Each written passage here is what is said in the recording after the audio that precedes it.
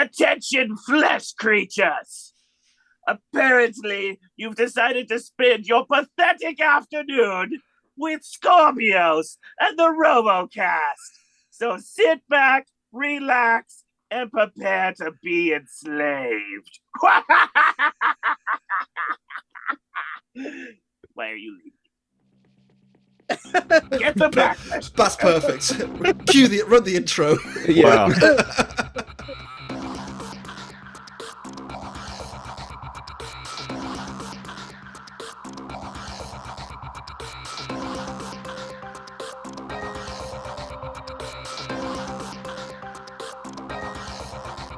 Hello everyone, my name is SamElliott64 and welcome back to the RoboCast with myself, Steve the American Killjoy, and World of Woodrow, and the lovely, lovely people from Skorpios, as you would have heard in that incredible intro. Thank you for doing that, Zach. How are you both? I mean, it's obviously since the last time we spoke to you, obviously this new season started, and of course there was we discussed it briefly, but you were at Remars as well, which happened between the two seasons, season 6 and season 7. How did you did you find anything out interesting about Skorpios while you were out doing that? We figured out a lot of interesting things at Rebars. We actually tried our fork setup for the first time, the improved Scorpion King armor, and Cobalt destroyed it. Yes. So it was a mad dash to make a second pair before this season. We did get under Cobalt, and we got a couple hits on Cobalt. Just on his piano key wedge, though. But we ripped chunks off. I feel like that's it worked until it didn't, and then Cobalt knocked us around like a rag doll, Cobalt. Yeah, Cobalt doing Cobalt things, exactly. Right? Absolutely. We have been sifting around this week for a lot of questions about Skorpios for this season, and one of them is about setups. And I think one of the questions is how many different setups does Skorpios have? Oh gosh! Now, there's a lot now, right? There is a lot. There's so many that there's going to be several matches this year where I do bring in the wrong setup. Really interesting. And yeah, because there's just too many. There's too many now. So there's that saw setup you're looking there that specifically has these long overhanging forks to hold someone in place while the saw chops them up. I call that the turtle arm. Because if you look at it backwards, it looks like the way it's mounted on the arm. So on the robot is the head, and then the long forks Zach is talking about are the turtle tails. You can see it absolutely 100%. And then we had two different fork setups. We have the super heavy forks, and so after Cobalt destroyed the really fine gets under you every time fork setup, we made the heavy fork setup. We're like, okay, we need something that could take more hits from a vertical. Yeah. And it's working really well. But you'll notice my driving looked particularly bad in this episode. Like I was struggling to get to the blue square. Those heavy forks each have 100-pound magnet in them. And so it's literally the front of the robot was dragging so hard that I was like, oh my God, I'm going to lose this match. It's like a 2-year-old is on the sticks with me. I was by your pit. How did I not notice a magnet of that magnitude? Yeah, Steve's usually attracted to that sort of thing. Right? I was trying my very best to hide them. Yeah, when we were at the it was our first time. It's our first time running magnets, and we were trying to be a little stealthy about the magnets at the competition. But now that those fights are over, people are going to start figuring it out pretty quickly. And when you see like Jackpot sitting on our wheel, I turned a little bit. I'm like, oh, the robot's not turning. The magnets are holding me in place. So I cranked the wheel all the way over, and it made the robot flip a full 180. And I'm like, God, no! What have I done? The distribution's all over the place, sort of thing. Yeah, that's one of the reasons why it took us so long to join the magnet game, because I didn't want these problems. It alters the way you drive so much, and it's so like. But after our in-game fight in season 6, I was like, okay, I don't want to ever wheelie again. As you watch the match, Skorpios never wheelies, except for the point when Jackpot hits me, which I don't count. Yeah, I'm not sure that's a wheelie. That's more of a You've just hit a big Recoil. heavy object with another big heavy object. Yeah, exactly. And it was really weird to see his weapon hit us backwards and our weapon hit the floor and hit us back down. Just amazing. mental, physical interactions there. Just tons Yep. of impact.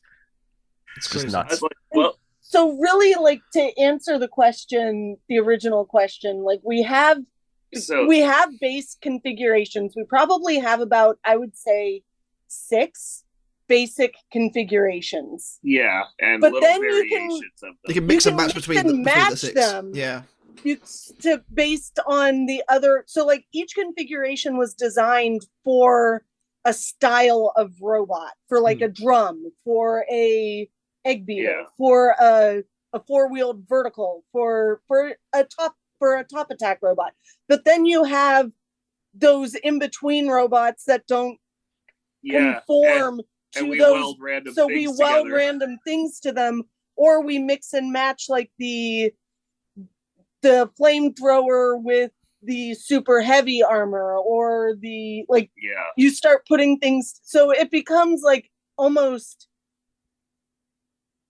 too many to keep track of. Yeah. Once you start including the mix and matches, but I would say we have like 6 or 7. And the 6 she's referring to is what's the stock Skorpios people have seen the most. We call that one the Tombstone Special, and that's just our normal face, normal wedges. We have what we refer to as the demon armor, which you can see this as we fight. We used it in Yeti, right? Yeti and Hypershock. It has the basic kind of weird pointy upright sort of thing. with the big pointy upright thing. Yeah. And so that's to help catch verticals to make it so they don't get to our arm. We have the saw setup you have pictured right here. We have the new vertical you saw against our new fork, which you saw against Jackpot. We have the other forks we used against Cobalt, which we have builder blogs about. And we have more builder blogs about that setup coming up. Since people can see our fights that are coming. There's lots of verticals. There are a few verticals, yeah. And actually new this season, we have our overkill setup. Yeah. Of course. And then we have that, which is one of the big reasons we did so many magnets, because that sword just makes us makes us so unwieldy. It is that honestly is the most terrifying weapon I ever handle on Skorpios. The saw, whatever. The T-Rex blade, whatever. I know how those are going to react for the most part. But this dang sword is the scariest thing. Yeah, but style points, right?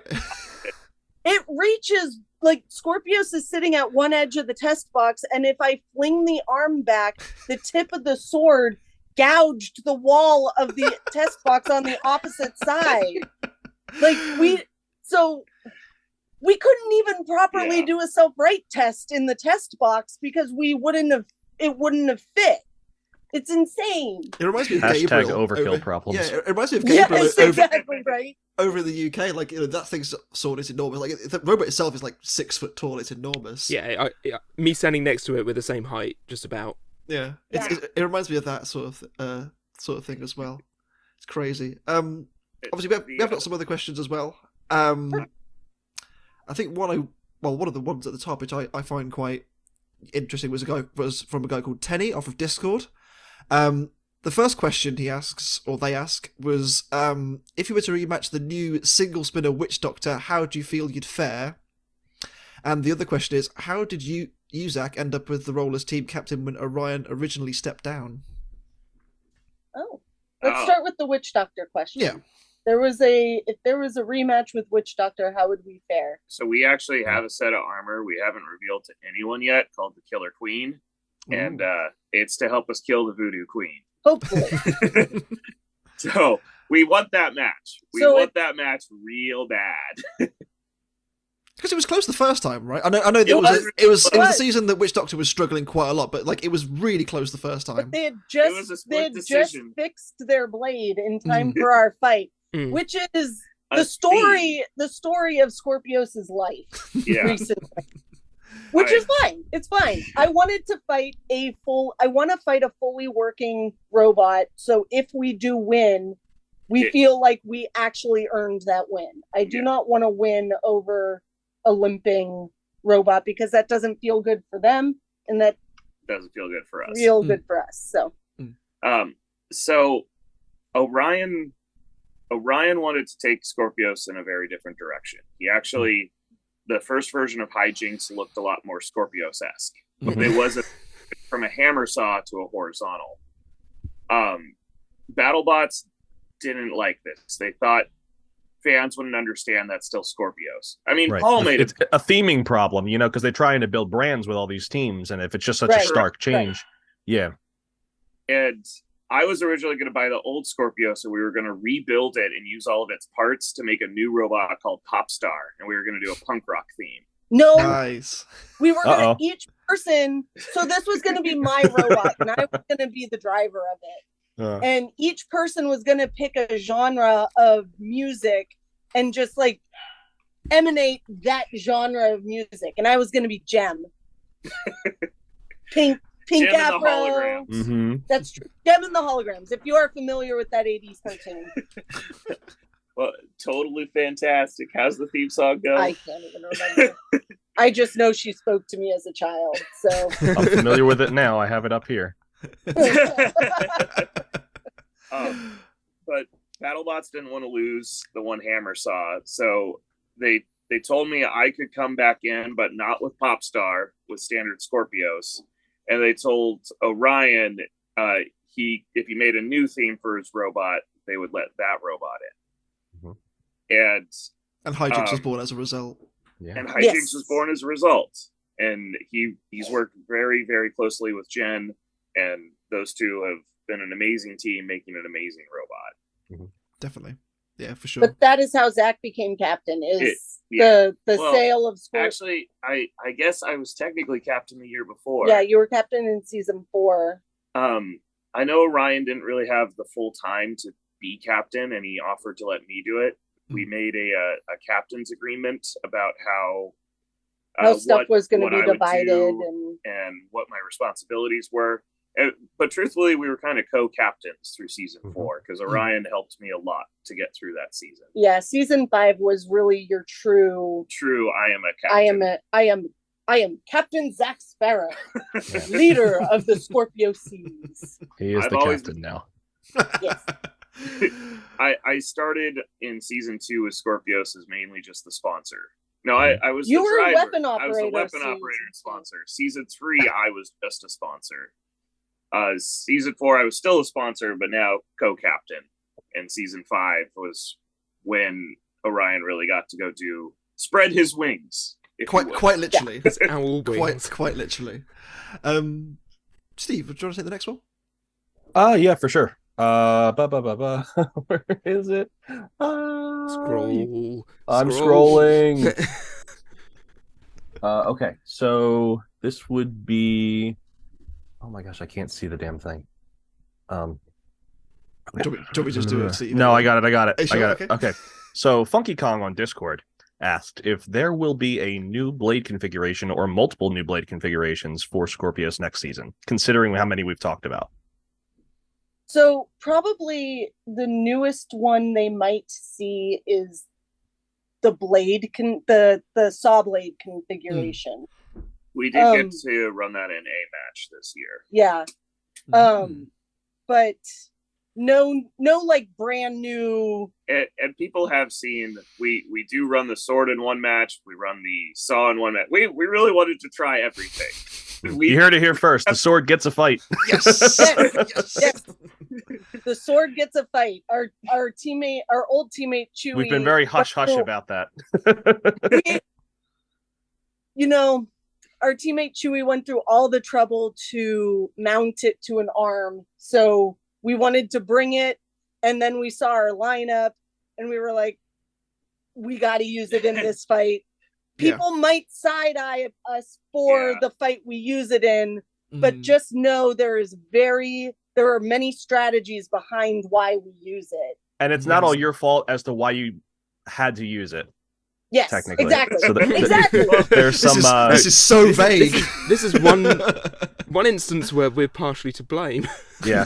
No, were you two influences? Oh, how could you? You and many others. In a way.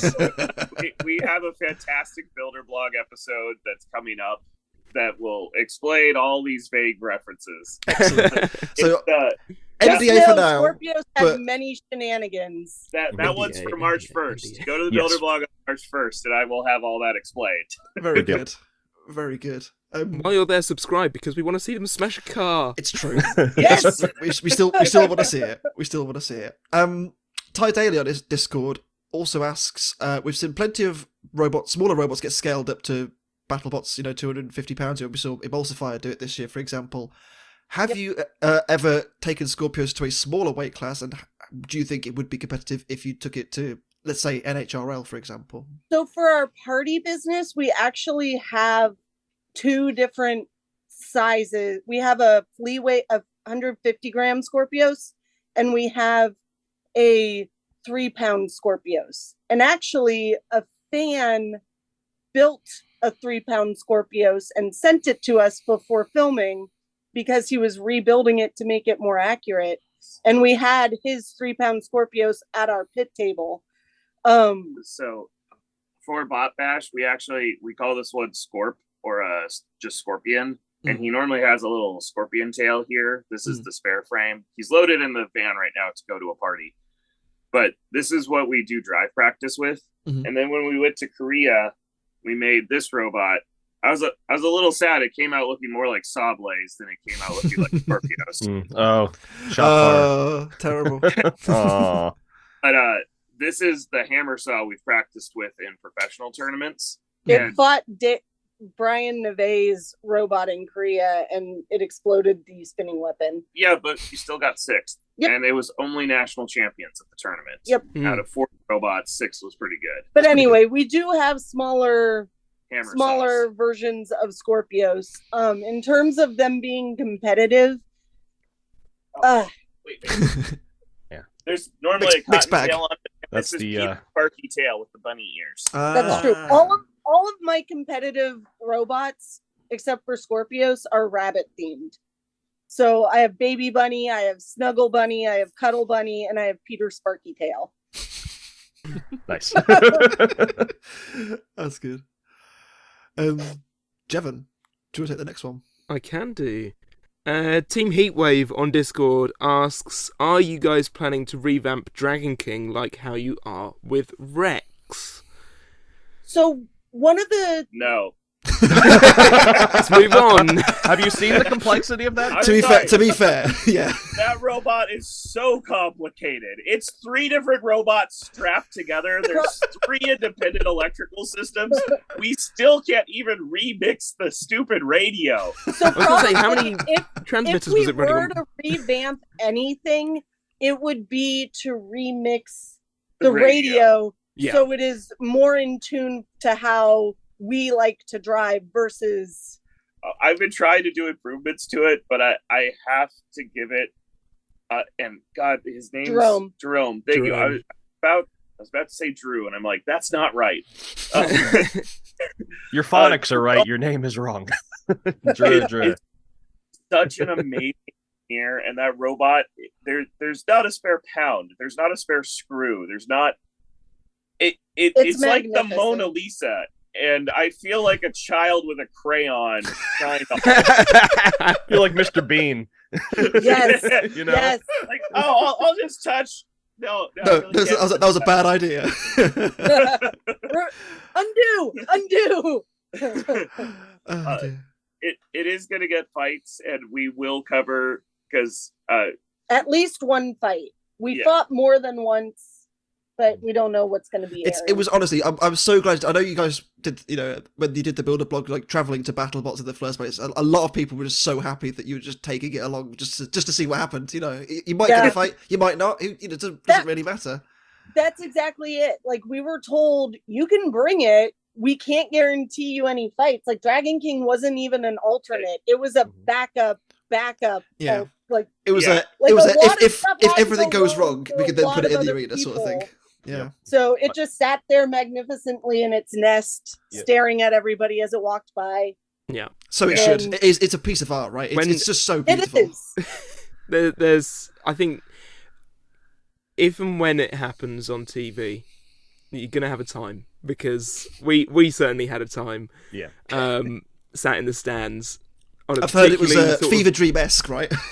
it came after a very long day of recording, and in which we'd had massive stoppage for damage to different things, and then all of a sudden there's Dragon King, and the audience was tired, the production was tired.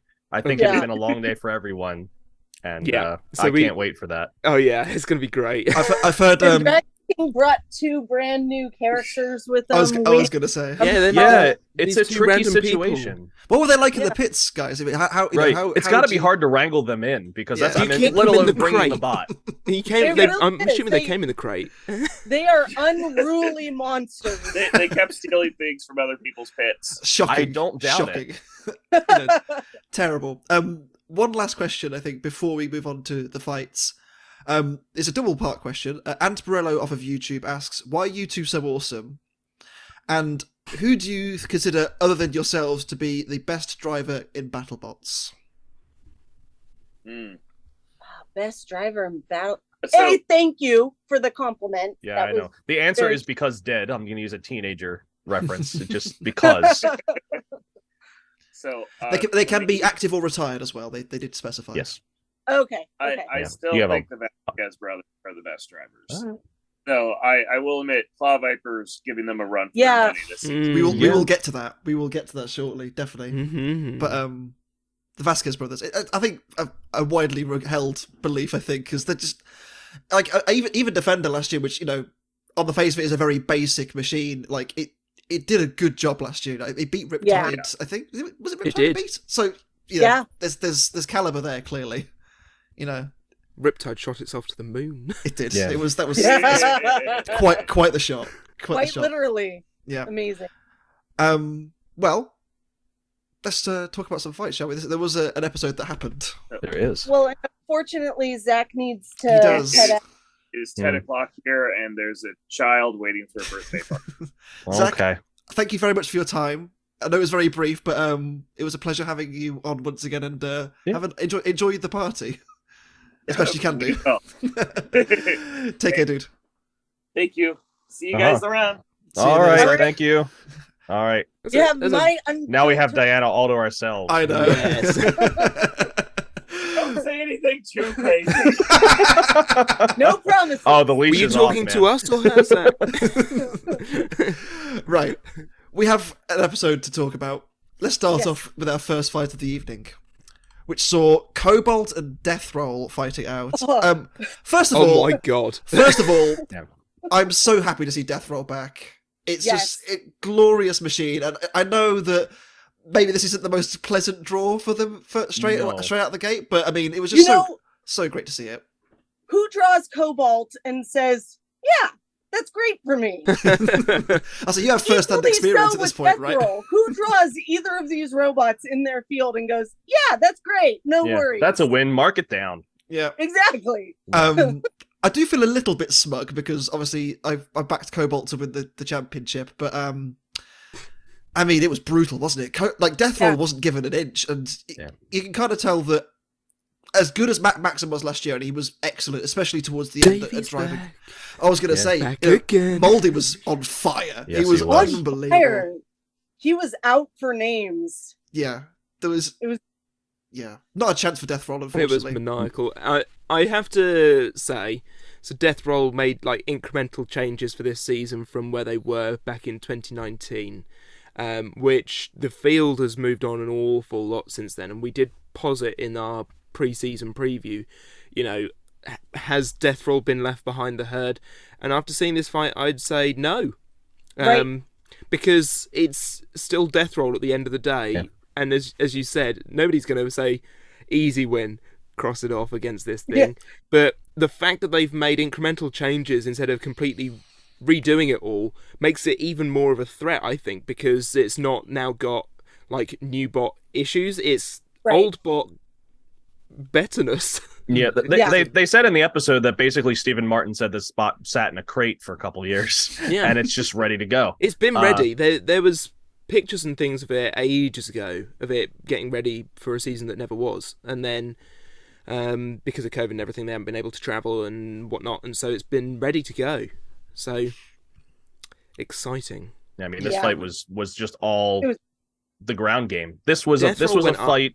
Yeah, Exactly. yeah. Death Roll went up and Cobalt stayed down, and I mean, it was curtains basically a second in. There's not many fights I can say that off the box rush, it's just automatically there's Fight no way over. that Death Yeah, Roll's coming back. it's fight because over, right? It's absolutely going one way and One no way thing- other. One thing I do want to kind of highlight as well in this fight in particular was the use of the pulverizer by Cobalt. That was Oh, yeah. incredible. Keeping you know. them back in place. Well, not even just Yeah, that, like not exactly. letting them self-right, let them burn the self-righter motor out as well. Yeah.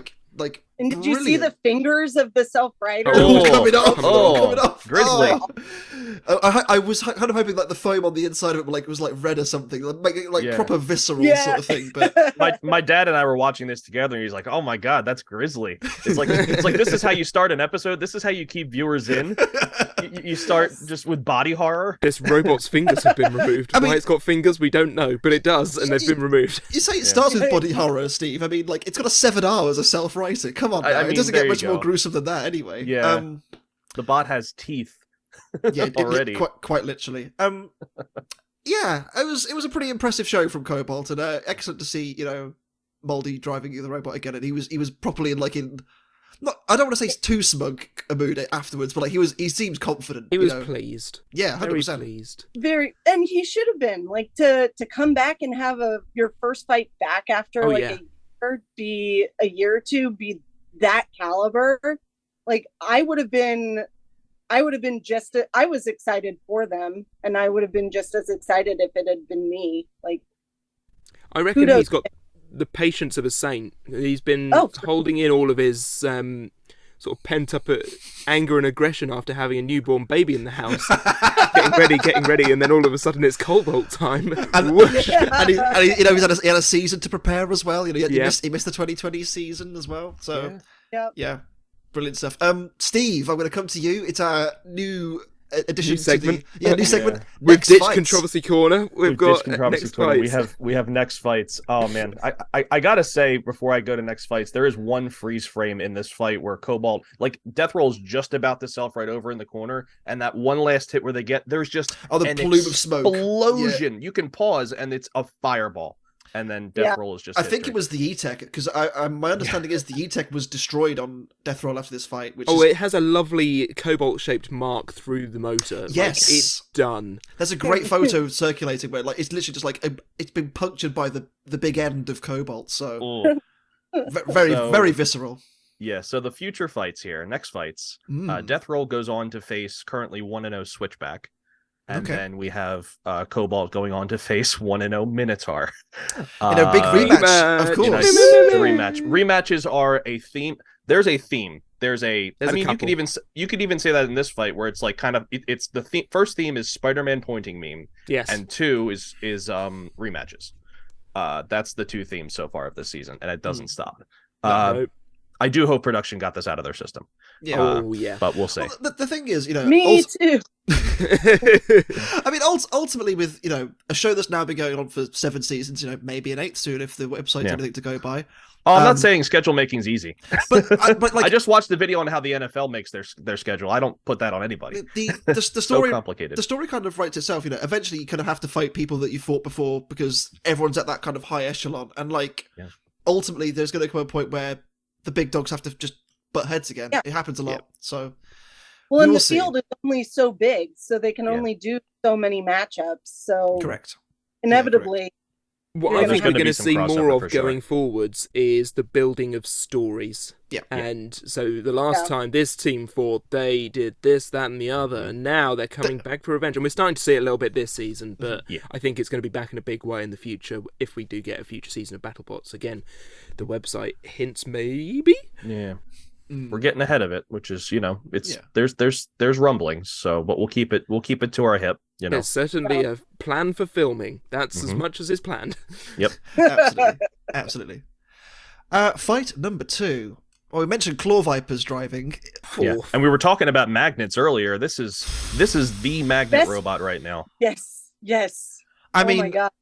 I've seen Ominous fight before in Yeah, person. you saw it in the live scene. didn't you? Scary. The first time I saw it, it fought a robot called Worm Gear over in the UK, which is and it doesn't fight anymore. well, bearing in mind, Wormgear was a brand new robot out, like, this was its first fight as well. In the news, we tracked its build progress over lockdown and everything. It was wonderful seeing it get to the arena finally, and then it drew on us.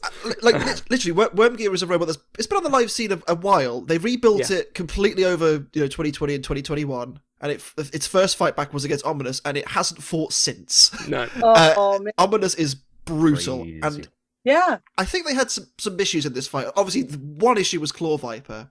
Yeah, it's a big issue to have. It is hard to deal with. When they showed that clip at the end, like, we haven't sped this up. This is real speed. I was like, what? That camera shot. It's got featherweight speed. Looked sped it's insane. Up. It was incredible, and I think watching the rest of this episode, everything else looked slow. That's what Claw Viper does. Yeah, it's true. Yeah. What I was going to say with 100%. What I was going to say with Ominous was the Shremek arm seemed a little slower than it normally does, and I wonder if there was a problem with being shook around as much as it was by Claw Viper. I don't know if there was something a little bit tweaked inside it or something. I'm sure we had a very brief chat about Ominous at the event, and I can't remember what was said about it, but Tim did tell us, and I can't remember. It's an unfortunate draw for them as well. I feel like a massively controlled robot could normally outdo an omni-wheeled beast, if you like. Like, generally, it's kind of hard to maneuver around something that's zipping at you the speed that Claw Viper is. There were moments of this fight that I thought were closer than others. It looked like it could go either way at certain points. Ominous's spinner was working full bore for some of this fight. There were bits of it where it wasn't. There were bits of it where it was upside down, all sorts of issues. But, when it's spinning, it's hitting hard. I mean, it got a big lick on one of the arms of Claw Viper. I'm pretty sure that I was speaking with Tim the other day, actually, and he basically said, like, they gifted him, like, one of the arms that was all bent out of place. So that's, nice to see. Yeah. And I think, I mean, I felt this was probably the best fight of the night, but if only for Claw Viper just doing some incredible driving skills, because Kevin was on it. Like, you could see he was pumped. Yeah. He was loving it. I loved seeing Claw Viper do what he had designed it to do and do it so much and so well. I agree. It was a great fight. It's not all Kevin's though. A lot of it is attributed to that idiot strap. That's the name of it. That's what I was going to say. And the fact that they finished engineering that the day before, and it was somewhat working in this fight. They didn't quite get the full grab, but like, you look at the shape of Ominous, it's a difficult robot to get hold of. Right. If it wasn't a triangle, then it being slopey would be issues enough. But right. When you're driving a robot, you have to have there's already so much you're having to pay attention to, not even just on screen, like the lights, the crowd, the fact that, like, I mean, you have to keep track of so many different things. One less thing on your mind is huge. So not having to worry about having a full suplex every single time when you don't want one is huge for a grabber bot like Claw Viper. Yeah, so especially as they highlighted the fight in which they suplexed Black Dragon last season. It goes straight behind and hits a wheel because it's there. It's just like, this is the downside to having a suplex there. It's cool to watch, but at the same time, it's not like pro wrestling. You don't get to hold your opponent in place. It's going to slip out of the clutches, or you're going to flip over, or something weird's going to happen, and then you're left vulnerable. So being able to hold your opponent up in the air and just go, I'm taking you over here now, that's great. Incredible. There was some excellent driving from both drivers, but Claw Viper was just phenomenal. Genuinely was phenomenal. And just a great ending. Just, get Ominous in the spot in the arena where it just cannot get traction and cannot get down, making them wish that they had a self-rider also on the other side of the robot to get it off the wall. Lucky will remember this. No, Lucky. Lucky will remember. They need like a Maelstrom style flipper where it can just. That's it. Definitely. Oh well. Steve. Yes. Next fights. Who have we got? Yes, our future fights. We have Ominous going up against the currently unseen Shredded Bro, the future of the Pain Train line. And then we have Claw Viper going up against the 0-1 Ribot, who are looking to rebound after getting trashed by Witch Doctor. So a snake and a frog go in the arena. How does it end? Yeah. I mean, I know. I mean, you will know. Yeah. I mean, you don't, Sam. Yeah. This is Aesop's Fables, the snake and the frog. Sure. Is that one? That could be one. Probably. That, To if not, be write fair, it in the okay, comments. like thinking about it, like I was kind of discussing this with some people the other day, and the way that I look at it, like Claw Viper's armor package is very well suited to Ribbot, and I feel like Ribbot could struggle because if they go with the vert, well, they've like Claw Viper's got the protruding forks anyway, so they could try and ground game them and see if they can get round them. Obviously, it's just so quick. How do you even plan for it? And then if Ribbot goes for the horizontal, well, they've got a nice big plow, and they could just drive at them, and it's fascinating. It really is, and I feel like Ribbot could struggle a lot with Claw Viper. Yep. Yeah. It just depends if they can drive another perfect fight or not. So we'll see. That's the goal with a control bot. You have to be do on now. the whole time. Yeah, And the fact that Kevin's reactions are so quick to be able to keep up with Claw Viper is incredible. 'Cause Right. I imagine you have issues like obviously testing a heavyweight outside of a test box or anything is risky enough. If you've got a big enough area, then sure, as long as you're far enough away from it. Yeah. But I imagine this Claw Viper is almost as dangerous as testing a vertical spinner in that Oh, sure. if you lose control of it or if it goes driving off at pace, it's going. it's gone. Yeah. It's still going, and it's down there somewhere. You're right. I think, yeah, absolutely. I think you're absolutely right there, Jevon. Let's move on. Food for thought. Moving on. Moving on to fight 3. Fight. Oh One man. and done. I mean, by the what way, a I want to hit. say, Clyde, you did a great job. Such a great job driving. Not this Mario bot. BattleBots. I'll have you How know. dare you call him Mario? Shocking. That's terrible. Not every Italian with a mustache is Mario. Boo. That's true. Anyway. Honestly, BattleBots, shocking Steve behaviour. Calabrese, 2023. Bloodsport versus Copperhead. I mean, it was quite This- the hit when it came. We But saw the hit. Keyblade. Yeah, we saw the chunky. Let's go. The Um, chonky. I mean, Oh it didn't my last very God. long, did it? No. This hit. I mean, this was this the first really big boom we got at Yes. filming? Yeah. Because this Yeah. was just mental. Because we're figuring this fight's going to be this big, drawn out fight. These two big bruisers. Bloodsport, a former number 2 in the bracket, and Copperhead, a former number 3. You know, both of them bounced out early in their runs.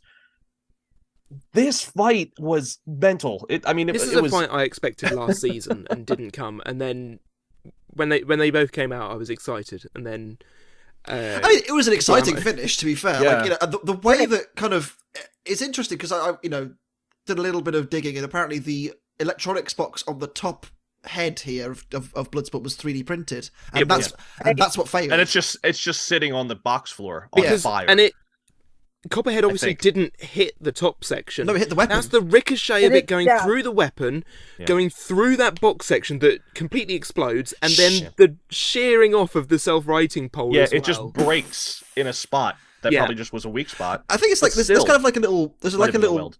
like maybe mark there Yeah, maybe their where I'm highlighting. self-rider is two welded pieces of So pipe. it must have been there or something that it failed. But like even then, to have that amount of energy go through it to snap a weld like that, it was just crazy. Silly. And my understanding is Copperhead didn't come off lightly from that either because No. I think they lost the drive side and I think the chassis warped as well. I think. Yeah, so we would see the strategies of Copperhead be if they're fighting a horizontal, they would put the sort of section in the bracing, middle, yeah. to hold it in place. But you do that, you lose a chassis. So, I don't know. I still feel like they should have done it because, and the reason I say that is because if they have the bracing in place and they still get the hit by Bloodsport, whatever, but like it will probably warp slightly less because there's just a little bit more support at the front. I think that's if it was me, I still would have done it, but you know, I'm sat here in my chair talking about it and not trying doing it, to so. describe rigid body dynamics to this is anybody. I think, Yeah. one of the fights that we're going to hear lots of interesting information out of our brothers in podcast and bots because Lindsay and Clyde Magnuson, who's not on the podcast, but Chris knows him. I think good friends, yeah. aren't they? Yeah, But Are yeah, they friends? they are on. They're going to be. acquaintances. Yeah. I know they're Yeah. acquaintances, at So, least acquaintances. They're going to talk lots about this. They fight, cross I'm sure. paths quite often. I was going to say you never see them in the same room, so that's It's funny. that's It's funny. weird. interesting. Yeah. So we won't Usually touch that. because Clyde has tied up Chris in a box. Maybe. What I do know about this, or the aftermath of this, is the Bloodsport team went and designed a new internal head section that wasn't 3D printed, so that it would hold up. Apparently, it for took them 2 future days, fights. didn't it? I think. Yeah, Which is and mad. we spoke to them. We spoke to them very briefly on the Thursday, did we? Or was it on the Friday morning? It might have been the Friday morning. It might have been the Friday morning. Yeah, I think we passed by and just wait. I think we said hello on the Thursday, but we didn't actually spit and talk with them. So yeah, they really wish we had more time. Don't expect the same thing to happen again. Yeah. I mean, Diana, obviously, these are 2 robots that Skorpios has fought and beat before. Obviously, Copperhead was a while ago now. Yeah. Would you like to fight them again? I mean, it's obviously a very different team these days to what it used to be. And I think incrementally, as seasons gone on, it has just got better and better. So, what do you think? I think it'd be a hell of a scalp at this point. We have fought Bloodsport twice, and I love the team. I love the robot, but I've tasted that twice, and I am okay not fighting them for a while. Yeah. Copperhead, I'd actually be really interested in fighting again.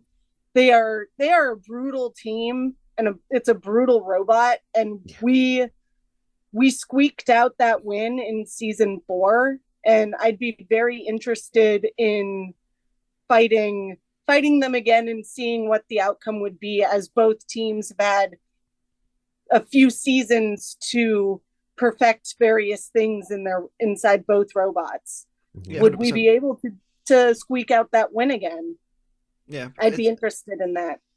I think it'd be a very different story than from the last time you guys fought, because you both have. I mean, it's been a while now, so but I would love very to see that different fight robots. as well. Like the Hammersaw is not an experiment anymore. We know it works. Whereas season 4 it was. Copperhead was sort of fresh. Like it was fresh in, wasn't it? It hadn't rusted yet. No. It was his first. Was it has his first all fight? the new bot quirks that it doesn't have anymore. It is a monster, and my favorite story about that fight is that last hit I got on Copperhead actually V'd their top armor, and that's thick armor as well. Yeah, and so before our fight, they put in a thick piece of UHMW as a buffer, and that same hit V'd the top armor and also stamped the electronics on the underside of the UHMW. That's so good. Messy. It was a good hit, and it did what we needed it to do, but I agree. I don't think it would be the same story. I'm not saying we wouldn't win again, but I also like you said, we're just 2 very different robots. We've perfected things. It could be a very different story, and I would be interested in that story. Yeah. Definitely. 100%. Hopefully Steve. BattleBots is listening. Yeah. Okay. Steve. Yes. So next fights for Copperhead is they're going to go up against Triton, who we're going to see in this episode. Not going to give away how their fight went yet. And we have Bloodsport going up against the 0-1 Gigabyte, so both bots trying to get back into the win column. I think that's a tough fight for Bloodsport, because just geometry-wise, it's a tough fight. But obviously, we saw Gigabyte struggle with their driving in the first fight, so it didn't really get to see what they could actually do. Right.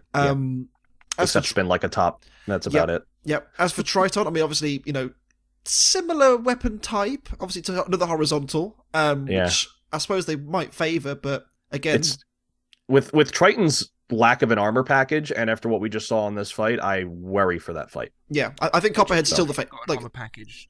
That's that big bar thing at the front, right? Yeah, that's the armor. The armor is the weapon for sure. Absolutely. Needs more weapon. Yeah, that's true. 80 pounds, not enough. Yep. Wow. Anyway, we'll get to that when we get to that. We will. Fight 4, though, in the meantime, sees LockJaw and Malice. Let's go, Donald. Back in the win column. A strange non-front forked LockJaw, but it did have the cool new rear thing. Yeah, had the nice plow. I actually thought Malice was going to win this, given how well they did at Remars, because they obviously they fought Jackpot with the obviously big anti-horizontal package and was dealt with it very nicely with the new forks, but struggled. And my understanding is this season it's David Lau who's driving, not Rush. Yes. Yeah, Rush is now Rush is on weapons. Driving the weapon, and David Lau is driving the robot. Yeah, And my understanding is the reason why Malice kind of struggled initially was just because he was very nervous and he panicked a little bit. It kind of got towards. Go on. As experienced as you may be as a driver of small robots, like you guys mentioned before, there's so much you take in when you're at the battle box, and like the crowd, the lights, the noises the arena makes. And you're also trying to think of your strategy for the fight itself. 100%. Yeah. It is a lot. And so like I think it is a very normal thing for like that very first fight you do. Definitely. You have a little bit of nerves that you need to work through before you realize it's just another fight. Yeah, it's you're right. Like, you know, it's not a criticism in the slightest. You know, we've all fought at various different weight categories, and you know, we all kind of. Even when there's no camera pointing at you, I'm like, oh my god, just don't make a mistake. Just like drive the damn thing straight. And like it's so difficult, especially at this stage. And you know, when you're fighting Donald Hudson, like it's like what? Yeah. Like come on, it's fighting a legend, a literal legend. Yeah, exactly. And then like you can't help but think like if I mess up at all, we have fans at home that are going to be judging every single second of what I do. Correct. Which you don't have in other competitions. It's just. I had a bad fight. Had a bad fight. Let's go have a couple drinks. You know, right, it's different. Yeah. You then have to relive that bad fight months later, and then you have to relive it again when you're watching people critique judgments that you made in a split second. Yeah. And so, absolutely, I think Malice did a great job of keeping the fight going the full time, which this episode didn't have a whole lot of 3-minute battles in it. No, I think that's why this fight was probably moved here, because I mean this was our second fight out at recording. Also, the arena looks very fresh. Yeah, that'd be why, because the only thing that's driven on it at that point was an abbreviated Hypershock Sawblaze fight. It was, yeah. You know, so we didn't even get a full 3-minute fight out of those two, so it's still pretty fresh. Yeah. LockJaw did its signature smoking at the end, and that's why you keep the match running. You know, that's exactly it. Like, I do wonder if, like, okay, obviously Malice did get a few hits on those wheels, and you know some of them were scuffed up and sliced towards the end. It's almost like beneficial if you can just keep running against LockJaw. Like, if you can just keep it going, like. Donald runs his machine very close to the limit. Everyone does, but Donald, I think, more than most. I've heard he actually overclocks his motors. Yeah. And yes. All 4 of his motors are basically garbage after every single one of his fights. And so during the 2019 Remars fight we had with Skorpios versus LockJaw, that was actually our strategy, was to just stay in his face as much as possible, even if he was hitting us, to eventually just wear him burn out. His motors, because we love the team, we love the machine, but sometimes if you can make your opponent catch fire, it's the way you can squeak that win out. At the end of the day, you still want to win. This is a competitive sport at the end of the day. 100%. You can be friends later. Exactly. As I said, I think the fight actually was pretty good. They both gave out a lot of damage. We saw a lot of sparks flying, and ultimately, I think right decision was made. I think LockJaw was the better robot throughout. But yeah, it was fine. It was perfectly it was a perfectly good fight. Mm-hmm. Steve, I'm going to come to you. Okay. So now we have future fight for LockJaw. They have to go up against. Oh, how about that? We get to fight the robot that just fought before this fight, Sawblaze. Good luck. Green versus green. That's a tough one for LockJaw, I think. Just kind of geometry-wise, it's a tough one. Yeah, I feel like with LockJaw being such a compact robot, it's going to be tricky to get out of the reach of that plow at the front. But I look forward to seeing the strategic plow or fork arrangement that Donald decides to use for that fight. And then we have Malice going up against the 0-1 Emulsifier, who are looking to come back after going through a grueling fight against Fusion. They're fighting next week as well, which is kind of mad. They are. It's the first time in a long time we've had a robot fighting week on week. You say that. Someone did it last season, Jevon. Did they? Can you remember who it was? I'll give you 3 guesses. Because, and I know that I know that I don't know that because I had forgotten. Okay, so it was Dragon Slayer. Dragon Slayer fought Good twice call. in 2 weeks. Did it? Yeah, it fought. I can't remember who it fought. It was it Duck first? Yeah, it was Duck 1st, and then it was Minotaur the next week. Wow. So there you go. Land of the Interestingly, slaughter. that fight against Emulsifier, I'm just looking through my little book of broken dreams, did not come until late on in the evening of day 2. So fight So 2, day 1. Editing makes things look weird. Yeah, It does. Yes, all three of these first 3 episodes are the first 3 sessions, but Yes. things are all mixed together. Yeah, and some of them in the 4th episode as well, I believe, right? Yes. I think Yeah, so. I think so. Because next week we see the last of the first round fights, if you like, because there's... yeah. Yeah. Yeah, because we still yet to see every single bot fight, and Correct. I think by next week we will. Yes, We that's will. correct, yeah. Judging by the schedule. Let's move swiftly on to fight number 5, which sees Triton and Lucky. Lucky stealing Beta's armor, by the looks of things. It looks very Beta-esque. It looks very like old BattleBots Judge, like post BattleBots. yeah. It has that kind of that wedge profile. But like That's what beveled I as well thought. at the side, yeah. Yes. I know what you mean. Mhm. It's It looks gorgeous. like a boat, which is ironic for the robot it's Yes. fighting. The USS Lucky. I also enjoyed Lucky's weapon setup for this one because, like, the wedge is kind of like, Puncher. well, even then, like the wedge of Lucky's kind of over, like it's kind of like here. It's kind of obstructing where the flipper should go, but like the flipper still goes over it. Yeah, It's just enough it's very clearance. smart. It's a very smart wedge design. And I feel like I bring up the Judge a lot in some of these videos. 'Cause it's one of my favorite super It's almost heavyweights. every from the week. class. Just That put it. robot. I got love me that robot. robotics. It's the You can RoboCast bring up drinking the game. judge as much as you want to. excellent. I love that robot. The RoboCast drinking game. If Steve mentions the judge, drink. It's one of my favorite Hammerbots, man. If Sam says it's one of those things, drink. Sam says it's one of those things. Yeah. Yes. We'll make a RoboCast drinking game one day. Go on. Oh, Go on, brother. I love this episode because it's actually the first time that me, Bunny, and Shay were in the same episode, and the 3 of us are really good friends. So this made me very happy. I thought this was, I love Triton. I love the design of Triton, and I think they put up a good fight against Lucky.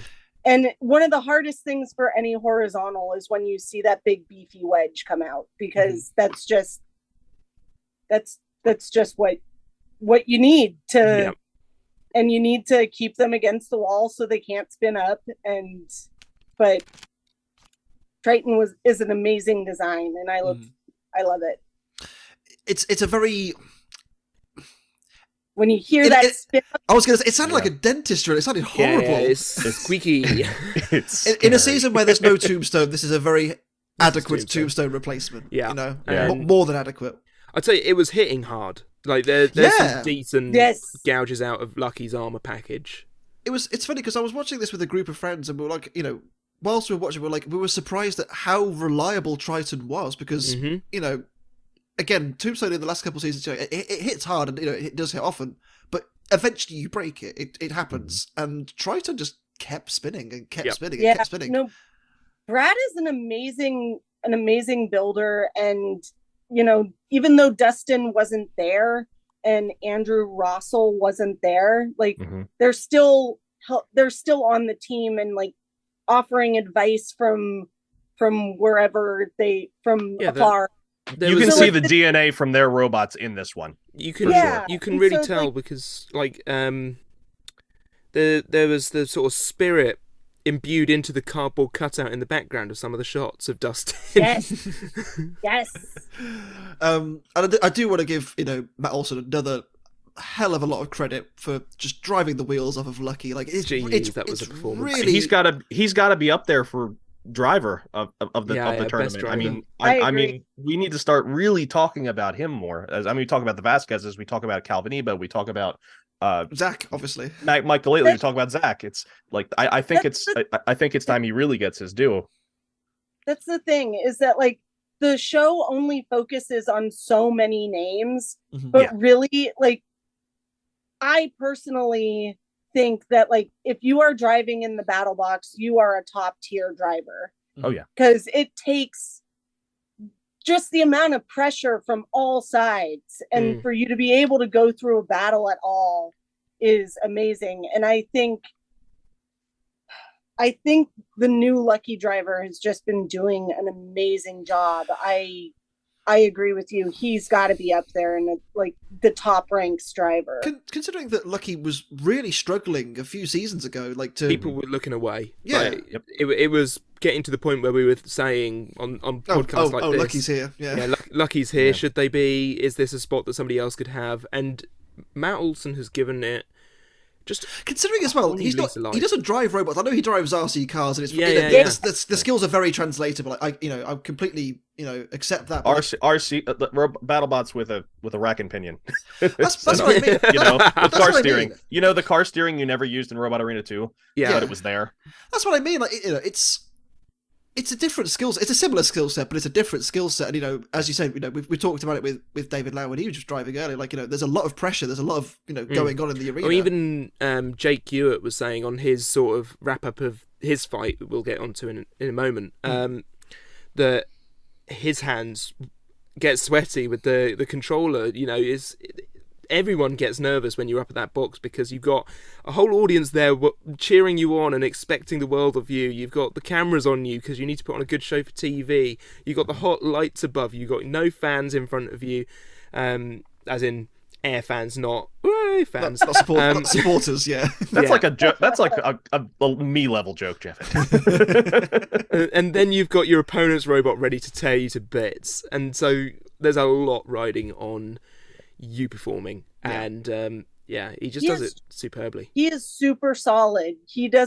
Matt doesn't look like anything bothers him at all, and that in itself is a really good mind game for your opponent. When you look over and you've got all those nerves happening, and this guy's just like relaxed, see right? Your opponent just super stoic and like, I got this.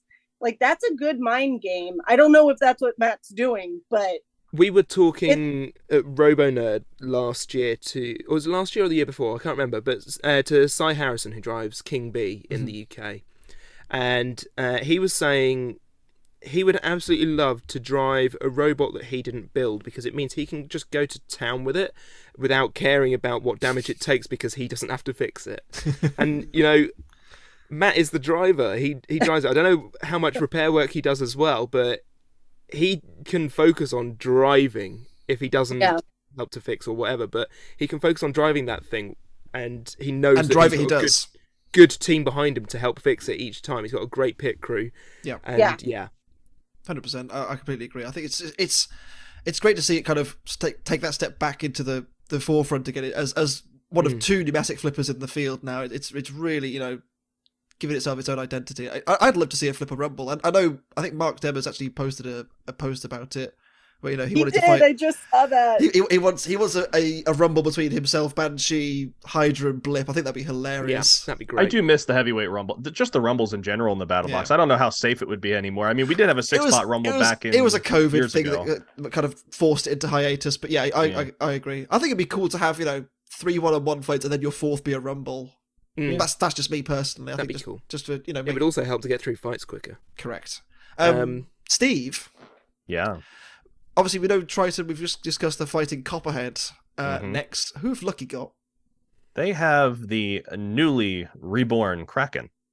Which we still haven't seen yet either. They were opposite each other in the pits as well, so they were looking at each other's bots and going, "Ooh, we did." Still haven't seen it on screen. If you do a little bit of internet digging, you can see what the new Kraken looks like. But if you don't, then just wait till next week. It's fine. Yeah, absolutely.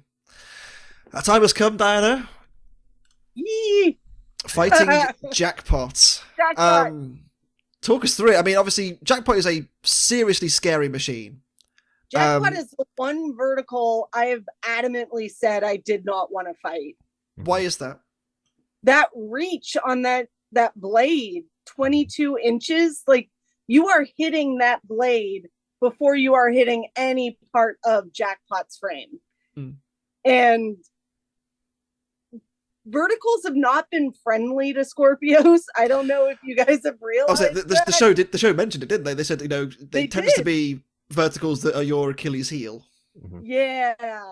So we've been trying for years to come up with a good way. So like this fork game has also not been friendly to Skorpios because LockJaw realized first in season 4 that if you have wide set forks, you can very easily get under the widest part of the Skorpios plow because those are lifted off the ground. There's not really anything we can do to protect that.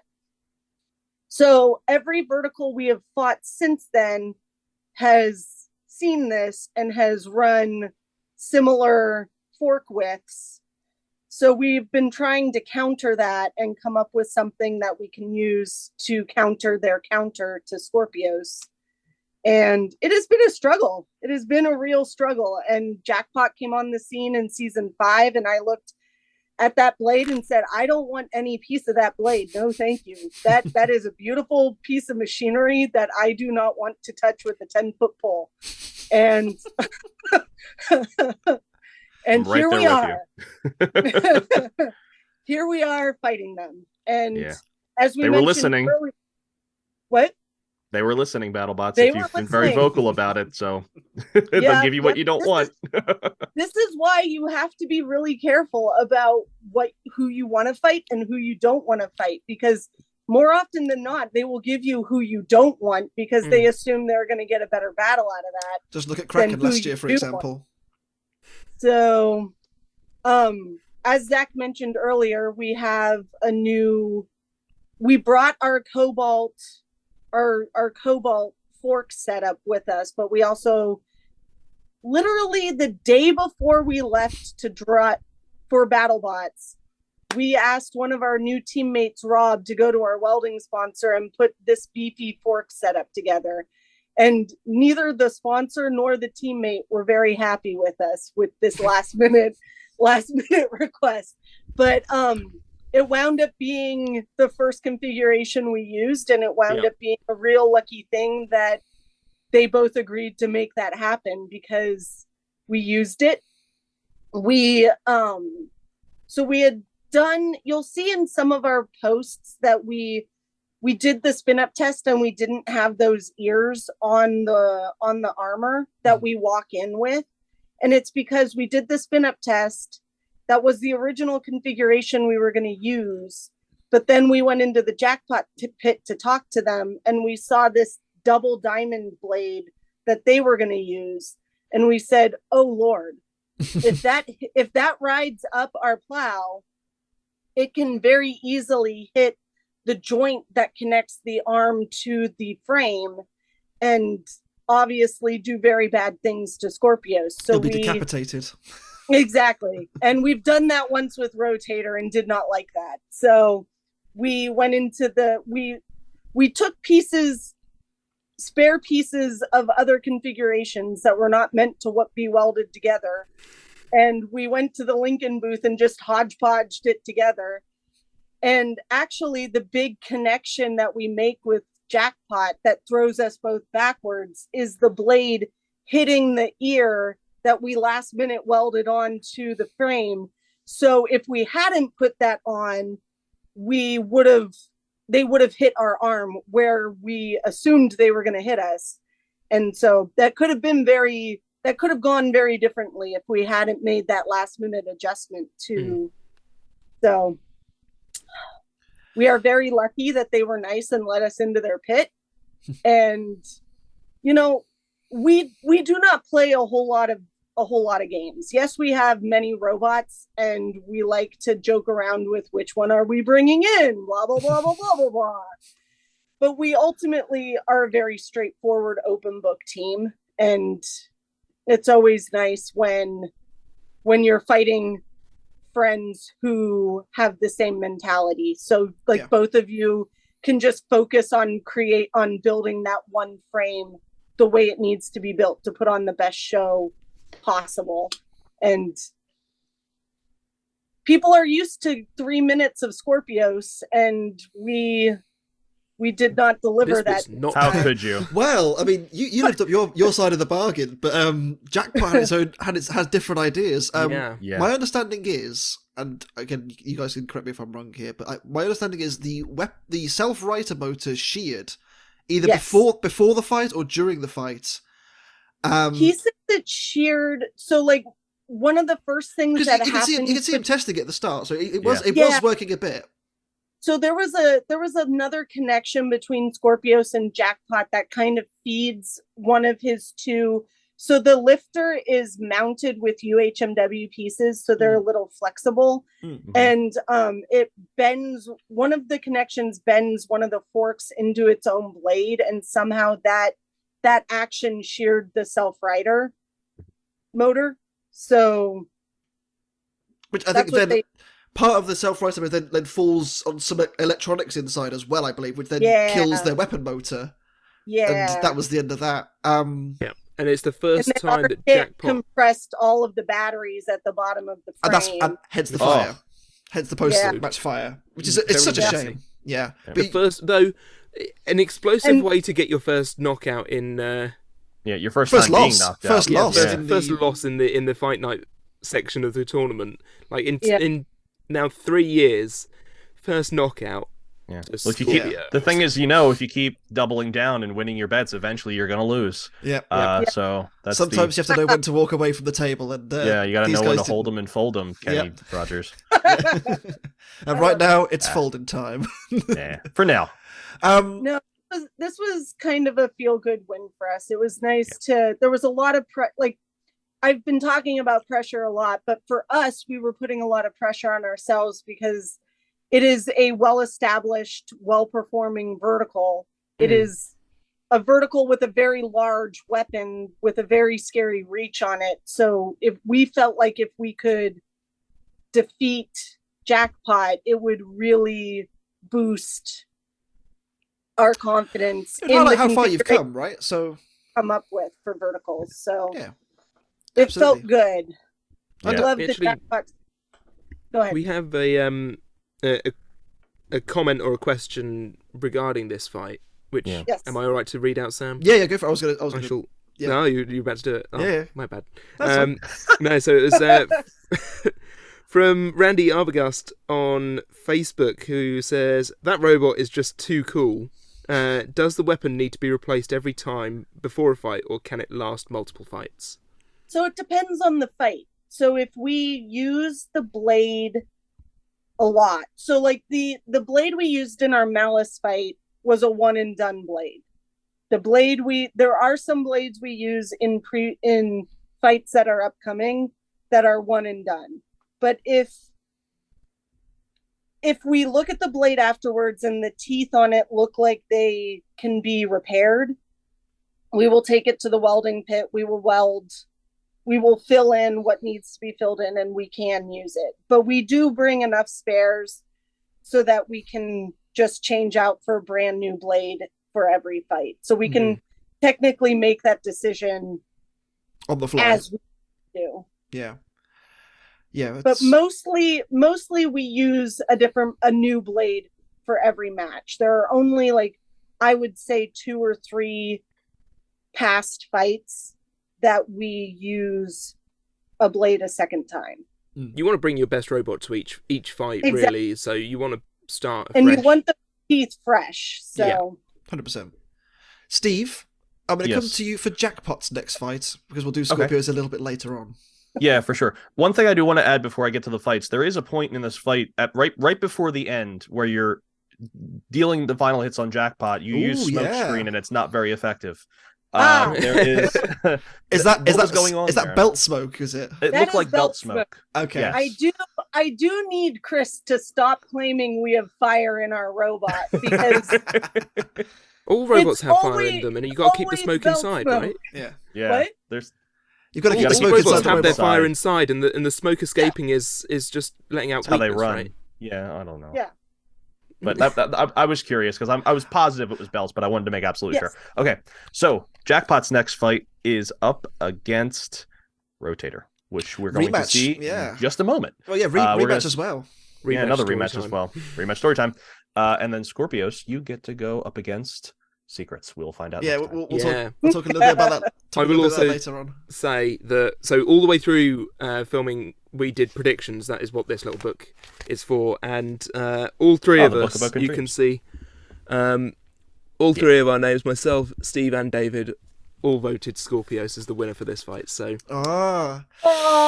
So I mean, when I did my prediction, I said Jackpot would win it, but let's move on. This is the difference of being on site. And the apology is, I'm very sorry, though, because I honestly and I love Jeff Waters too. He's a great guy. But Jackpot, it was just like I on want to paper, have this is a bad faith, matchup for but- Skorpios, right? Yeah, it's just it is a better bet to go based on our history with verticals to go with Jackpot because you never know. That was my thinking. My thinking I had was faith in those new things. Skorpios doesn't deal well with verts. It's got to get. It does now. It's got a big now. It does now. Exactly. Also, it's a shame in this fight we never got to see the ace do anything except just. I mean, you sent it. They swat it. You got it. It was so good. Not only you got it, but you got it onto like a platform. It's just like, yeah, you go here It now. was so good. I was like, do you know what? I'm so happy that you managed to snipe it. You were chasing it around. I could see you chasing. I'm like, he's gonna get it. Yes. It was the beautiful countdown of 3, 2, 1, thud.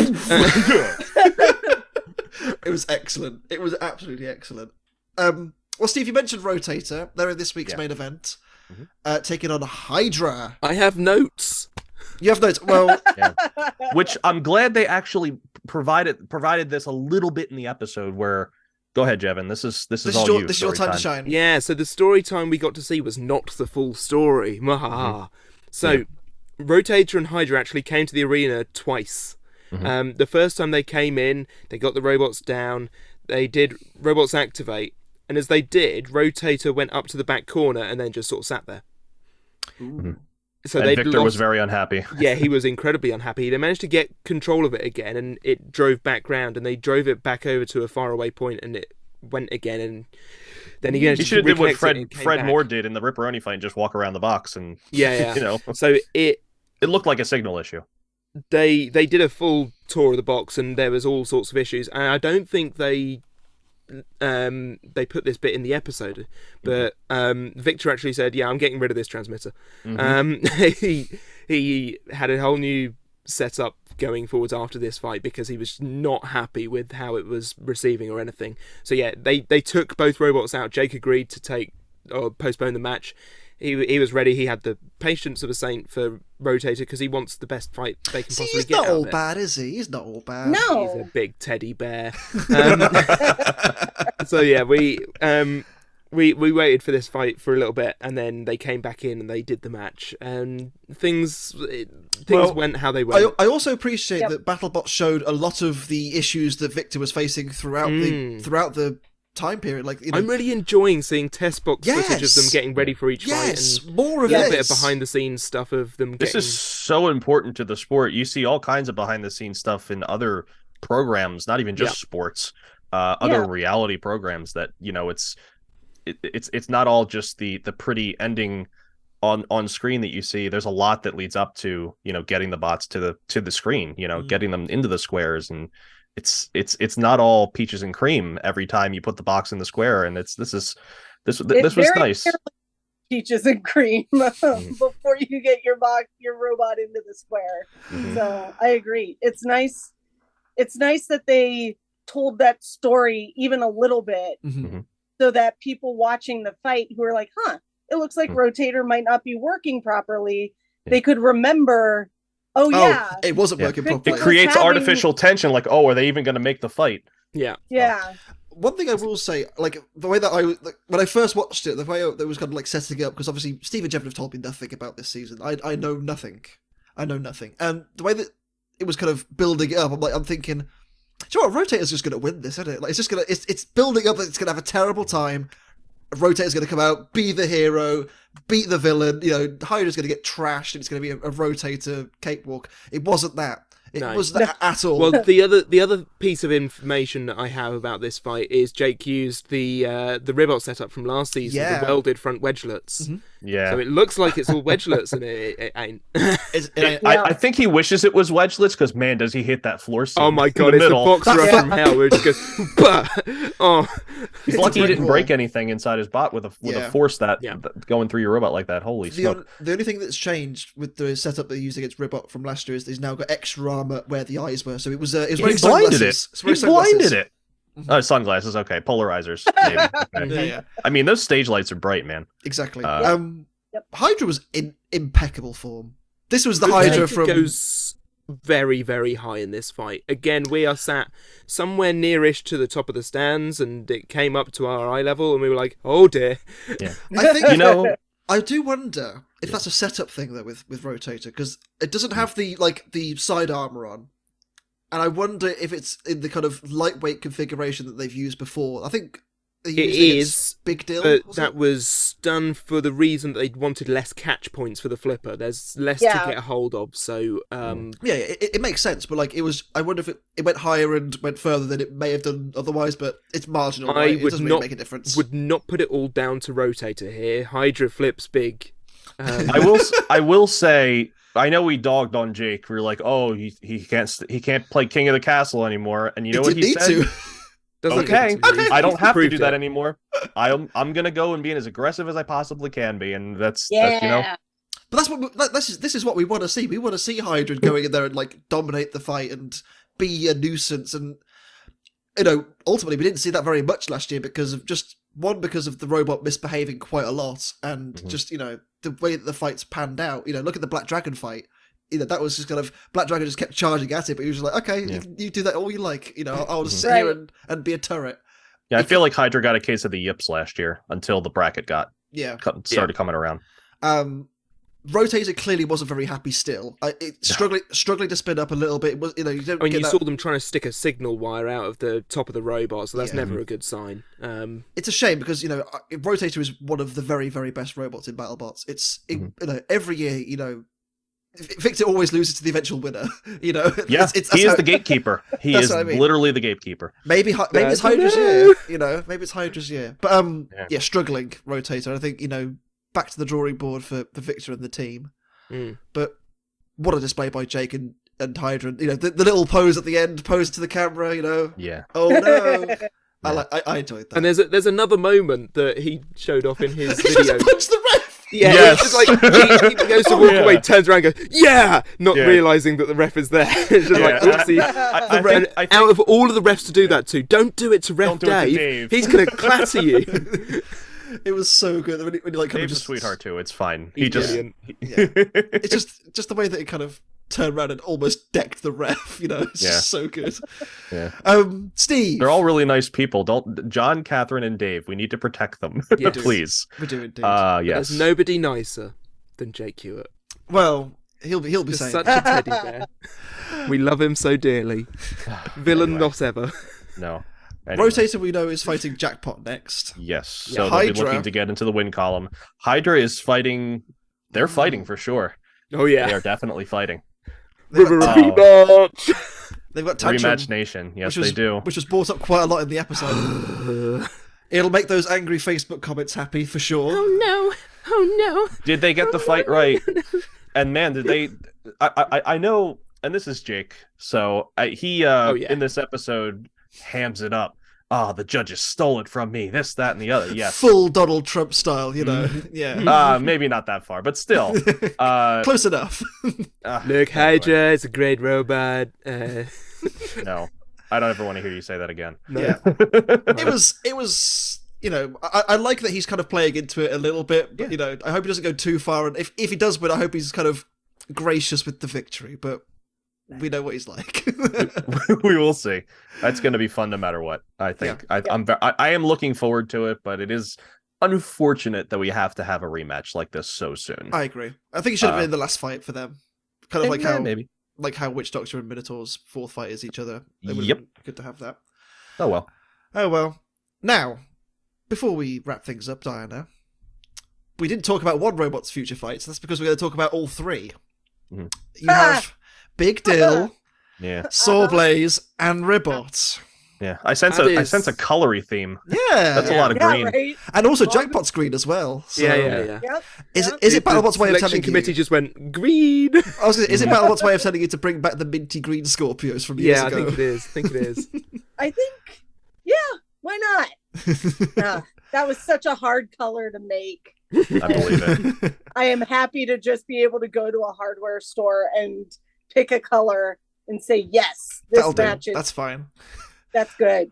Um, Yeah, so lots of verticals in our future. well, I was going to say the first question I was going to ask you is from Ivan Roy on Facebook, who asks, "What was your reaction to having all 4 of your fights revealed, and what were your thoughts on fighting Sawblaze at last?" We've So- discussed this. We have quite a discussed lot. this a lot. Yeah, Yeah. How could you not? yeah. I am a huge fan of their new system of revealing the entire field at once. It is one less thing that we have to stress about, because every season previously that I have been a part of, their system has been that they are discussing the new battles until like midnight or 1 a.m. They reveal them at 3 a.m. to you. Mm. And you have maybe 7 hours to get your robot ready for that one fight. And so I am a big fan of knowing the whole field in advance and being able to, once you're done with Jackpot, okay, now we focus on how we defeat Big Gil. Are they going to run their spinner? Are they going to run as the lifter that they ran during the hijinks fight? Like,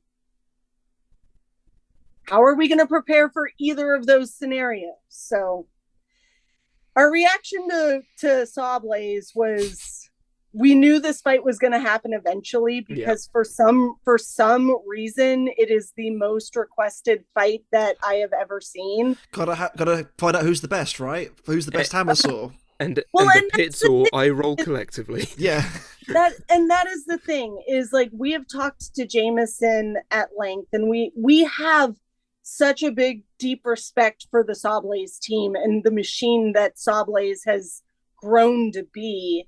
And they are set up very differently from Skorpios. Skorpios is set up very defensively, and they are set up very offensively. So, like, we are not the same robot like so many fans assume we are, and neither arm reaches each other. So if we go nose to nose with each other, at best it's a "I'm not touching you" situation. And it has, Jameson and Zach are really good drivers, so they're not likely to let the other person near the side or the back easily, which would be how we would get those good hits on each other. It could be a really good fight. It could also line up to be a really boring fight for the audience. So we knew it was going to happen. We weren't excited about the fight itself. We were excited to stand next to Jameson at the battle box, because he is just he's an operator, a phenomenal isn't he? driver and a phenomenal competitor. And so to be next to someone of that caliber is amazing. And I have so much respect for this robot and so much respect for the team. It's just, when you look at all the actual math, that all the logistics of each robot, it has potential to not be as exciting as people assume it's going to be. But we'll see. We'll see what happens. You never know. You never know. You never know. And then Ribot is... Yeah, I mean, it's dangerous, right? we even though their photo is the horizontal, we assumed from the second we saw that they were going to be vertical. I mean, again, it's a we'll see situation, but if you look at our history, we have a very easy time defeating horizontals. Yep. So we went into preparing for that fight assuming, like, we have our horizontal set up regardless. It's there. It's ready to go. It's ready to roll in if we need to use it. But we also talked at length at which vertical setup would be the smartest setup for their vertical, because if you have the option to not run horizontal against Skorpios, we assume you're not going to take it. Yeah. Right. Because why would you? Because we've defeated nearly all of them. We have all not, of them. not fought all the horizontals, but Mhm. we have defeated nearly every horizontal. So it would not be smart money to run that horizontal against us.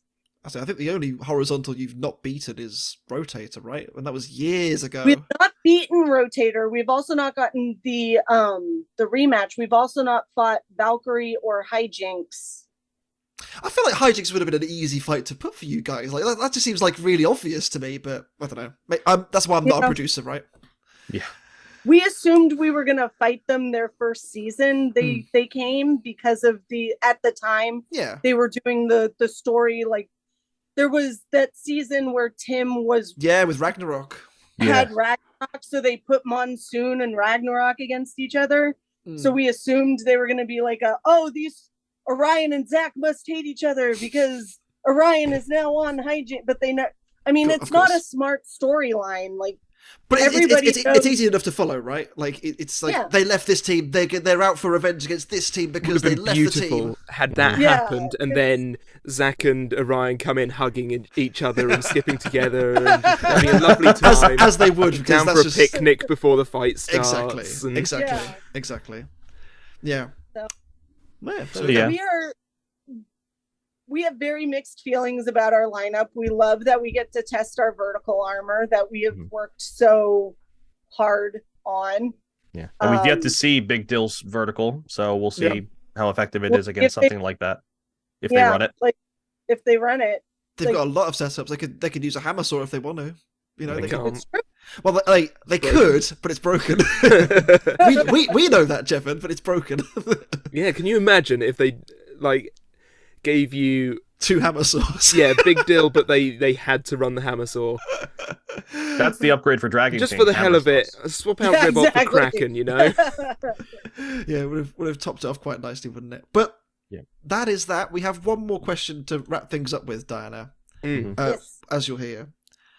And the question comes from Darren Catalane off of YouTube, and they ask, if you could go back to and do any fight differently, which would you choose and why? Well, it's a shame Zach is not here because we would have very different answers for this. Let's see, any fight. So we're going back. Oh shoot. Okay. Yeah, this is a really tough loaded question. That's why I left it till last. Well, for me personally, I would probably say Rotator because I dropped the arm on the Rotator blade and caused the arm to be decapitated. Oh, no. So that is a huge mark on my record that I would love to wipe clean. That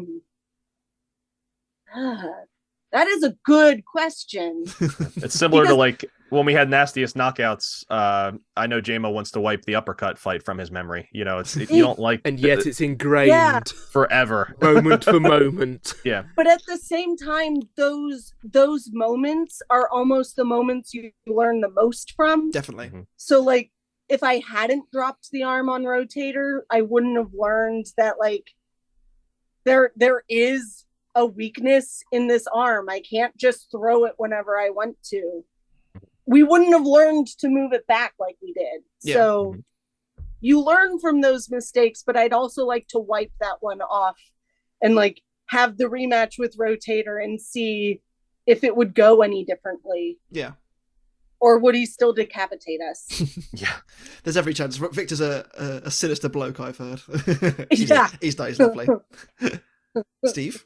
I will say before we wrap up, there is a nice segment at the end of the episode where we get Kenny's power ranking.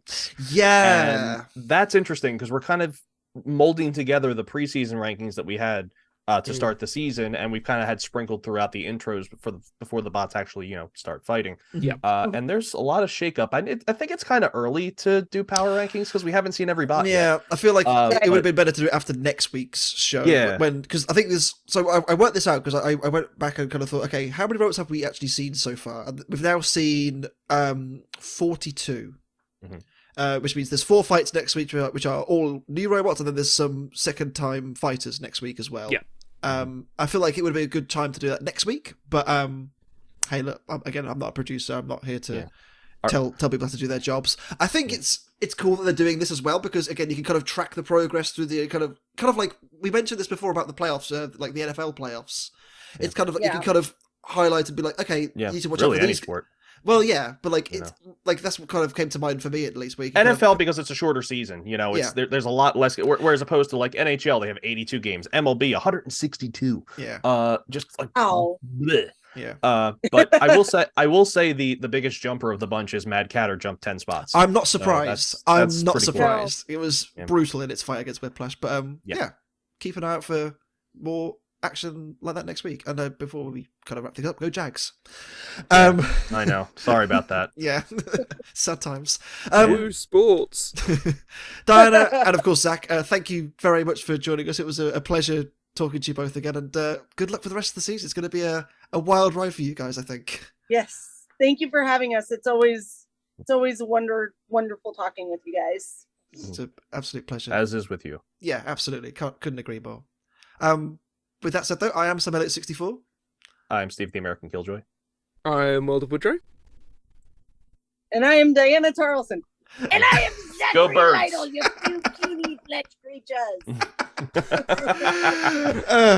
thank you to Skorpios as well for the intro as well. That was glorious. Thank you for not enslaving us too. Yeah, that's ideal. Yeah, it's good. It's good that didn't happen. The three of us will see you next week for more BattleBots action. But in the meantime, be good and we'll see you then.